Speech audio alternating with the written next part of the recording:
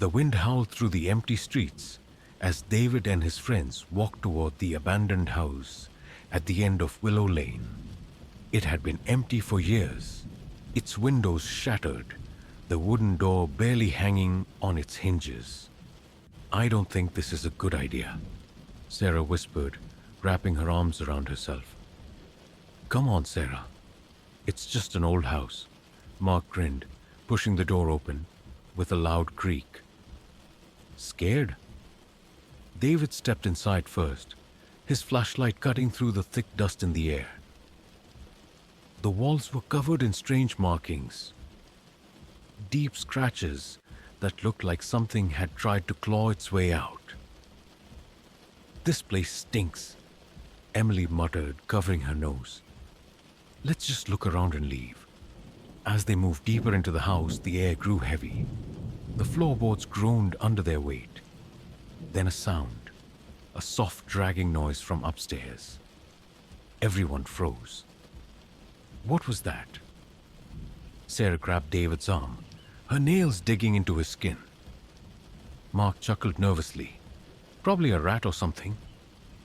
But the sound came again, this time closer. David swallowed hard. "Let's go. Now?" Before they could turn back, the door to the living room slammed shut behind them. Emily screamed.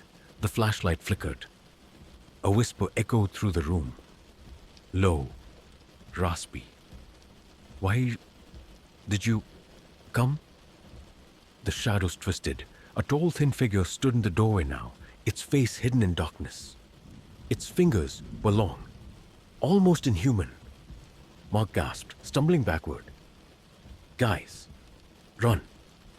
The figure moved, its steps slow but deliberate. David grabbed Sarah's hand and yanked the door open.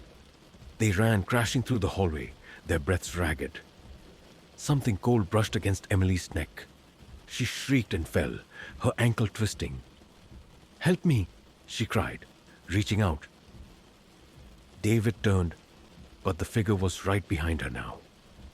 It bent down, its breath rattling, its face still unseen. Emily's screams were cut short. The others didn't look back. They ran until they reached the street, their hearts pounding. The house stood silent once more. The door creaked shut on its own. Emily was gone. And somewhere inside, the whisper came again. "Why did you come?" The three of them stood outside, gasping for breath. The cold air burned their lungs, but none of them spoke. The house loomed behind them, dark and lifeless, as if nothing had happened. Sarah's hands were shaking.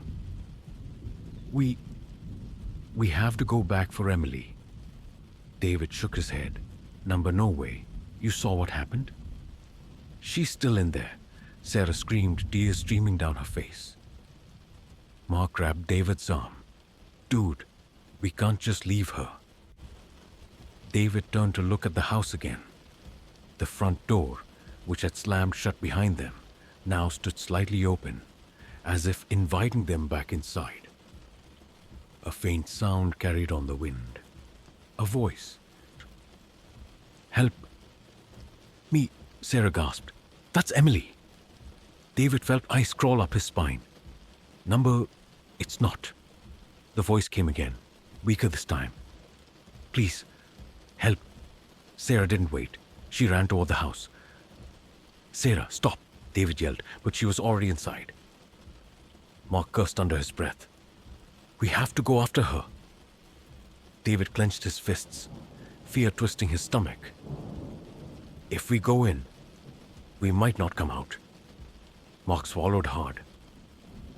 "Then we better be fast." They stepped inside. The air was colder now, thick like a heavy fog. The flashlight flickered as David moved forward. "Sarah?" he called out, his voice barely above a whisper. A faint sob came from upstairs. Mark nudged him. "She's up there." The stairs creaked under their weight. The hallway stretched before them, impossibly long. Doors lined the walls, some slightly open, revealing darkness inside. "Sarah?" David called again. A door at the end of the hall stood open. Light spilled out. Mark hesitated. That door wasn't open before. David's stomach tightened. I know. They stepped inside. Sarah stood in the center of the room, her back to them. David exhaled. Sarah, thank God. We have to... She turned. Her eyes were hollow, dark pits where light should have been. Her mouth stretched into an unnatural smile. Why, did you... come? The door slammed shut, the lights went out, and the screaming began. The room plunged into darkness. David's breath hitched as a cold hand brushed against his arm. Mark cursed, fumbling for his phone's flashlight, but the screen wouldn't turn on. Sarah's eerie smile lingered in the dark, her hollow eyes locked onto them. Sarah? David whispered, his voice trembling. She took a slow step forward. You shouldn't have come back. Mark grabbed David's arm. We have to get out, now. But the door behind them was gone. Just a wall, solid, cold, and unyielding. A low whisper filled the air, growing louder, surrounding them. Shadows twisted along the walls, writhing like living things. Then, Emily's voice, weak, desperate. Help me. David turned, searching. Emily? Where are you? A hand shot out from the darkness, grabbing his wrist. It was ice cold, frail, barely clinging to him. Emily's face emerged, pale and sunken, her eyes wide with terror. Don't listen to her, she gasped. That's not Sarah. David's blood ran cold. Sarah, or whatever wore her face, tilted its head.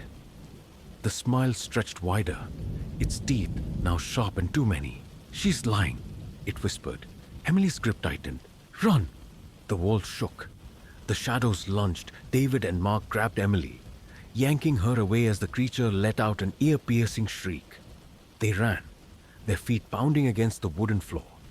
The hallway twisted, stretching longer and longer, the doors vanishing as they passed. Behind them, the thing that had been Sarah crawled after them, its limbs bending at unnatural angles, its whisper turning into a guttural growl. The front door was there, just a few steps away. Mark reached it first, throwing himself against it. It won't open, David turned. The creature was inches away, its breath like rotten air. It lunged, bang! The door burst open. They tumbled outside, hitting the cold ground. The second they crossed the threshold, the scream stopped. The house stood silent. The door was closed again. Emily coughed, clutching her chest. Mark was shaking. David stared at the house, his mind racing. Sarah's still in there, he muttered. Emily wiped her tears. That wasn't Sarah anymore. They sat in silence, the weight of what had happened pressing down on them. Then the door creaked open. Just a sliver. A voice floated out, soft and familiar. Guys, please, help me. Sarah's voice. David's fingers curled into fists. Emily grabbed his hand.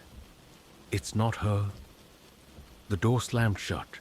The wind howled again, and the house waited,